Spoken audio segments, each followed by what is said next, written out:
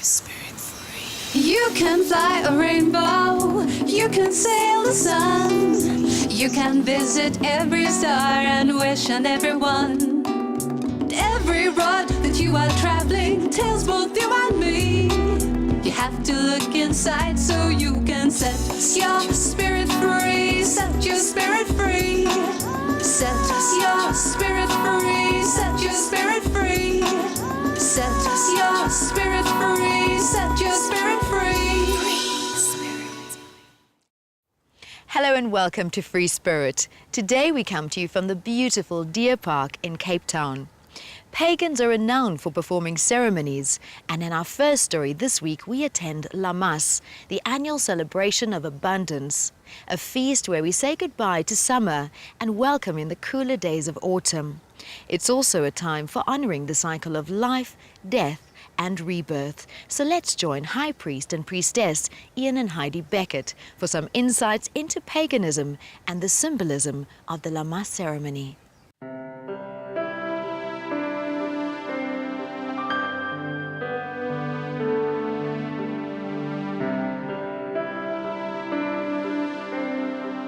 Paganism is a nature-based religion where we strive to live in tune with the rhythms of nature, the seasons, the ebb and flow of the tides.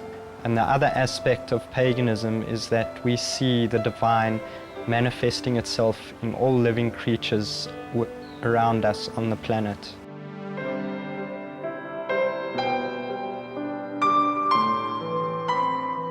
Paganism is very eclectic, and a lot of paths have got different core beliefs. My path is the Wiccan path, and our core belief is the Wiccan Rede. And it harm none, do as thou wilt, which basically means that you can do what you want to as long as you're not harming anybody or anything. Growing up, I didn't grow up in a very structured religious background. My grandparents were Methodist, and I learnt a lot of core values from them. I was brought up to have integrity in all things that you do, and that's how I was living my life. And when I was introduced to Wicca and paganism, I realized that, the things that we are teaching in Wicca and paganism is the way I've been living my life up till then, and continue to live my life with respect and consideration, and most importantly for me personally is to do everything with integrity.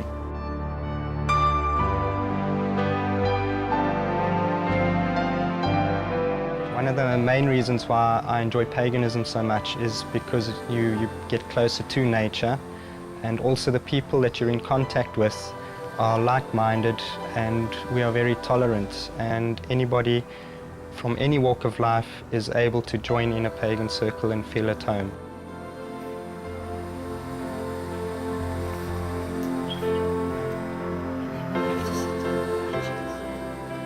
Another reason why I was drawn to the pagan path is, with paganism being eclectic, there's no dogma attached to it. You can do your own thing in your own time, and you don't have to go through a structured church or establishment. So you're forming a relationship with the divine on a one-on-one basis. As a family, we practice Wicca. The girls are very much involved. They love it. We do candle magic with them. We also do our esbats and sabbats with the children.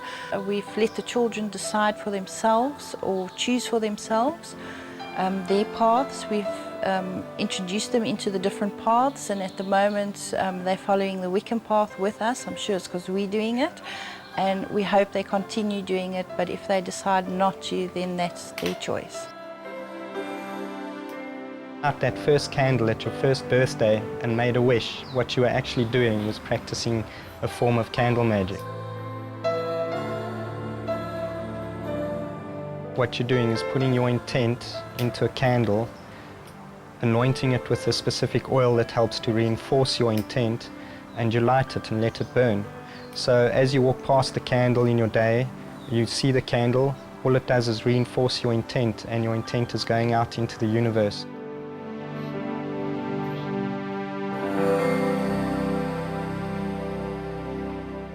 Lammas is an ancient Celtic ceremony where the ancient cults used to celebrate the first harvests. So they would be giving thanks to the Mother Earth for all her bounty that she has supplied so that they may survive through the coming winter months.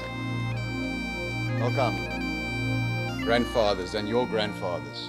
The harvest in the modern context would be one of emotional, spiritual, physical and material gains.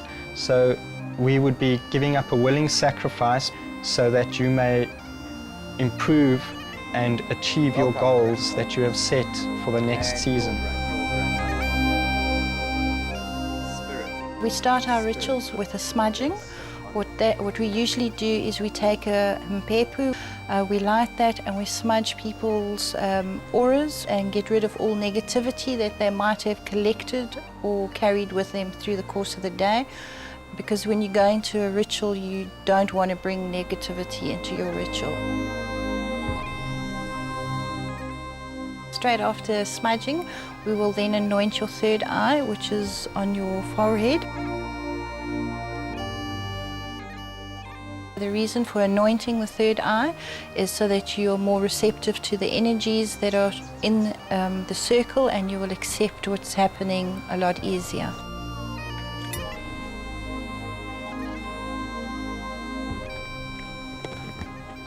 I conjure thee a great circle as a barrier between the worlds, a perfect world within and a world without. Once the anointing's done, then we'll cast a circle. The circle is usually for protection, is to protect any negative or unwanted energies to come from coming into your circle. Once the circle casting has been done, we'll then call in the 4 quarters, which is fire, air, water and earth. Guardians of the watchtowers of South, we call on thee. Hail and welcome. Once we've done the quarters, we'll move on to invoking the goddess and the god. We call upon them so that we can get the necessary energies we require in our ritual. Once that is done, we'll do a working. Our working consists of what we require. For instance, in Lammas, we'll do a meditation which will guide us onto what we want to overcome and what we want for the coming year. Meditation is a very useful tool in ritual because we use it to set the tone and to collect our thoughts as to what we are going to be doing in the actual working. Once that's done, we'll write it down on a piece of paper. An envelope gets posted back to us 6 months later, so that's as a reminder on how far are you in achieving your goals. We'll write it down twice, once onto a piece of paper which we put onto the corn dolly, which is burnt up as a reminder or an offering that we're sending it out to the universe. I must open myself to change. To do so, I must abandon my faults, refresh and vitalize the body and spirit, and embrace growth as I prepare for what is to become. Yet for me to grow, it is necessary for a part of me to die. The tradition of burning the corn dolly in Lammas stems from Celtic times when they used to make a corn dolly and then burn it for good luck.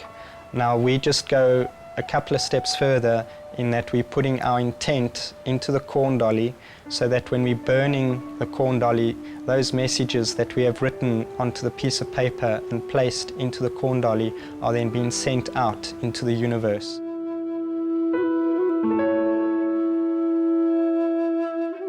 Once that is done, Ian will also do some barding, which is reading of poems. We will then move on to cakes and ales, where we thank the gods and the earth for the wine and the bounty, for the food, for giving us what we've got today. We will then close our circle, and then once that's done, then we usually have a celebration. People's perceptions of paganism have definitely shifted. There has been more acceptance of paganism of late, and I think this is because people are becoming more informed about what's going on, and there's not so much ignorance in the general public. Another thing that I'd like to tell people when they perceive paganism in the negative way is that there are many roads to a destination. The path that might be right for me might not be the right path for you. So spirituality across the board, as long as what you are doing is adding value in your community, then you are on the right path.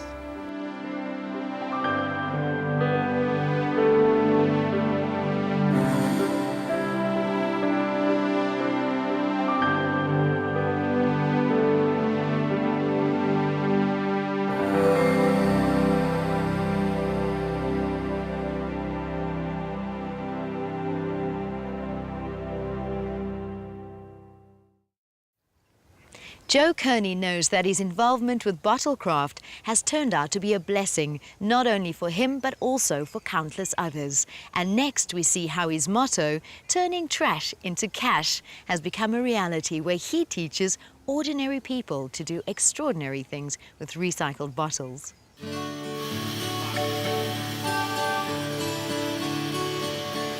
Net na my 40ste verjaarsdag het ek 'n boek gelees, geskryf deur Bob Beaufort. Die boek se naam is Halftime. En die onderskrif van die boek was gewees From Success to Significance.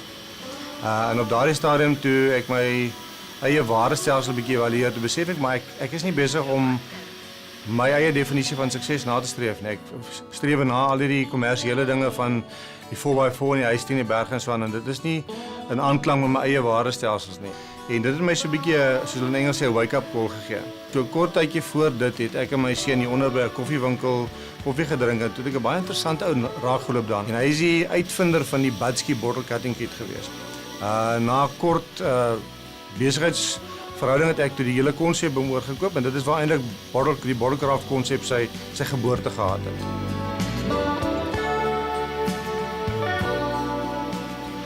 Ek het met 'n paar jong seuns van die Durban kinderhuis gewerk, en die bottelsny kit was vir my 'n oulike idee om vir hulle 'n werkskepingsproduk te gee.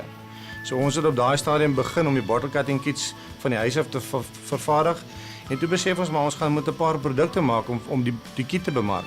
En dit is waar die vervaardigingskant begin het. En so sou ek maar begin werk en so te hou se produkreeks maar uitgebrei tot ons besef het maar ons het uiteindelik nou soveel produkte in die motorhuis, ons gaan die goedes nou moet begin verkoop. Die bottlecraft aanbieding is drievoudig op die oomblik. Die een is die kit wat ons nog steeds via posbestellings bemark. Dan die tweede een is nou die vervaardiging van die glase. En dan in 2005 het een van my crafters my genooi na 'n sake-uitstalling in Durban. En dis die eerste keer wat ek blootgestel is aan 'n werksomgewing waar mense desperaat en honger is vir werkskepingsidees. Ek het toe gesien maar hierdie produk is ideaal gemik vir die mark om werkskeping van die huis af te begin. Want basies met so boksies soos hierdie kan jy jou eie besigheid van die huis af begin. Maak nie saak of jy in die platteland is, of jy in die townships is, en of jy in die ryk voorstede is nie.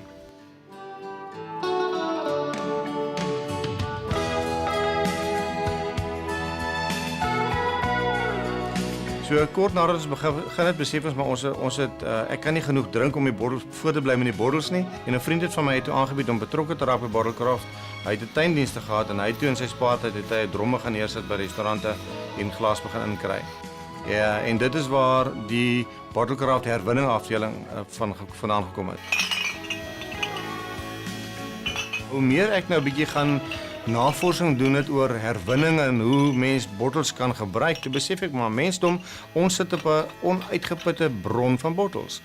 Ons grootste glasvervaardigers, Consol Glas en Nampak, vervaardig jaarliks tussen 600 en 700 000 ton glas, waarvan op hierdie stadium minder as 20% herwin word. So dit is vir my lekker toe ek die wow ervaring gehad het, maar mense, ons sit met die idee wat die mense in die straat toegang gee tot gratis roumateriaal. En jy word beperk net deur jou kreatiwiteit, want elke dag ontdek ons iets nuuts.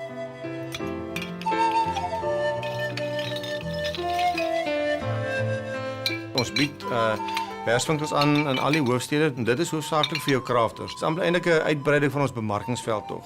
Ons so op 'n 3,5 uur sessie vat ons die mense deur die hele vervaardigingselement. Die ander vraag van werkswinkels is dat ons graag nou hierdie werkswinkels as 'n besigheidselement wil uitbrei na gemeenskappe toe. Soos Engels sê, die NGO's, ek weet nie wat dit in Afrikaans is nie vir winsmaatskappye nie. Daar's baie van hulle en meeste van hulle sit met die mense is daarso, maar die idees ontbreek. So ek dink Bottle Craft